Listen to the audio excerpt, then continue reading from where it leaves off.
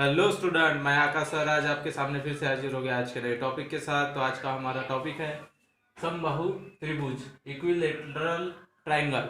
हम पढ़ रहे थे समतल पर बनी आकृतियों का क्षेत्रफल तथा परिमाप निकालना तथा उनका सूत्र देख रहे थे। ठीक है, तो अब उसी ये भी एक समतल पर बनी आकृति त्रिभुज का ही एक भाग है, वो है समबाहु त्रिभुज। तो नाम से ही हमको पता चल रहा है कि समबाहु, सम मतलब समान और बाहु मतलब भुजाएं, मतलब जिसकी सभी भुजाएं क्या होंगी, समान होंगी, वो समबाहु त्रिभुज कहलाएगा। तो हम इसकी आकृति भी बनाएंगे, उसका परिभाषा भी लिखेंगे और उसका क्षेत्रफल निकालने का सूत्र और परिमाप निकालने का सूत्र भी लिखेंगे, ताकि हम उसमें मान रखकर हम उसकी सहायता से समबाहु त्रिभुज का क्षेत्रफल तथा उसका परिमाप निकाल सकेंगे। ठीक है, तो जिसकी तीनों भुजाएं, त्रिभुज में तीन भुजाएं होती है, तीनों भुजाएं क्या होंगी, एक बराबर होंगी या समान होंगी, तो वो समबाहु त्रिभुज कहलाएगा। तो हम लिखेंगे ऐसे, इस त्रिभुज में तीनों भुजाएं बराबर होती है, तो हम ऐसा लिख सकते हैं, इस त्रिभुज में तीनों भुजाएं समान होती है,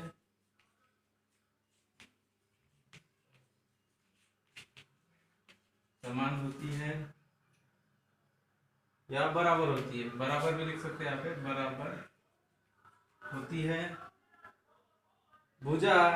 अब चित्र बनाएंगे, तो ठीक है, तो चित्र में हम चित्र का नाम देंगे, तो हम यहाँ लिख लेते हैं पहले भुजा ए बी, भुजा ए बी। चित्र बनाएंगे तब उसका नामांकन करेंगे, ए बी बराबर बी सी बराबर ए सी, है ना। त्रिभुज की ये तीन भुजाएं होगी, ए बी बराबर बी सी बराबर ए सी बराबर ए, है ना। ये तीनों भुजाओं का एक ही नाम और एक ही परिमाप होगा, एक ही लंबाई होंगी या एक ही मान होगा उनका। ठीक है, बराबर है, बराबर है, इसलिए तीनों कोण भी, इसलिए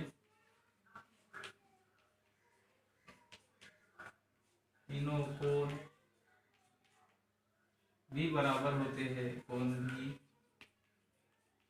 बराबर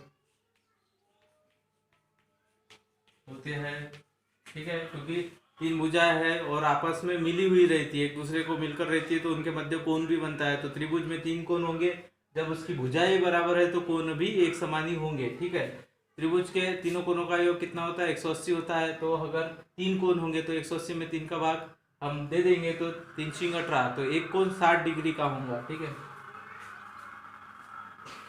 और तीनों कोणों का मान, और तीनों कोणों का मान 60 डिग्री के बराबर होता है, 60 डिग्री के बराबर होता है। ठीक है, तो त्रिभुज तो हम जानते हैं उसका चित्र कैसा होता है, तो चित्र यहाँ पे बना लेंगे। ये है त्रिभुज, जिसकी तीनों भुजाएं आपस में एक दूसरे से मिली हुई रहती है और ये तीनों समान होंगी।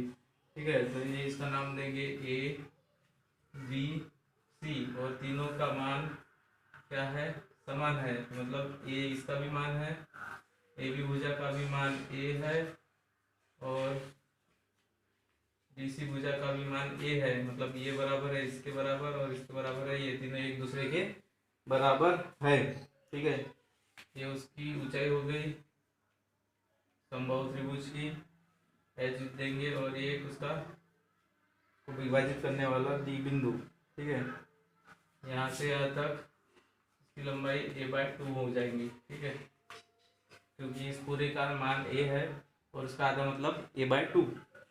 ठीक है, अब समबाहु त्रिभुज का क्षेत्रफल, समबाहु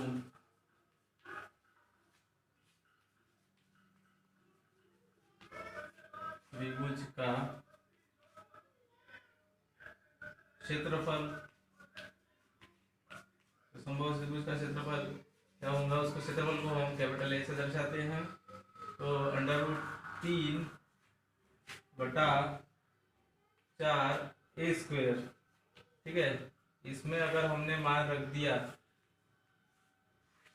इस सूत्र में अगर हमने सारे इनका मान रख दिया, मतलब भुजाओं की लंबाई है ना, भुजाओं का मान रख दिया, तो ये भुजाओं का मान क्या है, ए के जगह पर कोई आंकड़ा आएगा, तो आंकड़ा रखने पर क्योंकि तीनों का आंकड़ा एक ही होगा, यानी तीनों की लंबाई सेम होगी, ए बी भुजा की भी लंबाई सेम होंगी, ए सी भुजा की भी होंगी और बी सी भुजा की भी होंगी, तो तीनों की एक होंगी।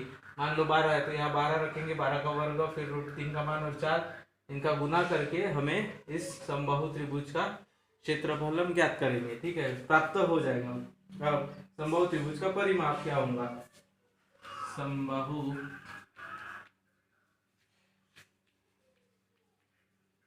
त्रिभुज का परिमाप बराबर सभी भुजाओं का योग, सभी भुजाओं का अगर हमने आपस में जोड़ दिया तो उसका परिमाप निकल जाएगा, सभी भुजाओं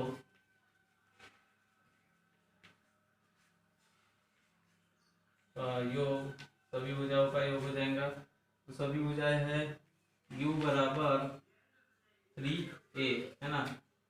तो ये 3 भुजाएं होती है, त्रिभुज में 3 ही भुजाएं होती है, और उसकी लंबाई या उसका लंबाई का मान रख देंगे यहाँ पे और 3 से गुना कर देंगे, तो समबाहु त्रिभुज का क्या निकलेगा, परिमाप निकल जाएगा। तो ये हुआ समबाहु त्रिभुज। अगले टॉपिक में विषमबाहु त्रिभुज का क्षेत्रफल तथा परिमाप निकालना सीखेंगे। तब तक के लिए थैंक यू।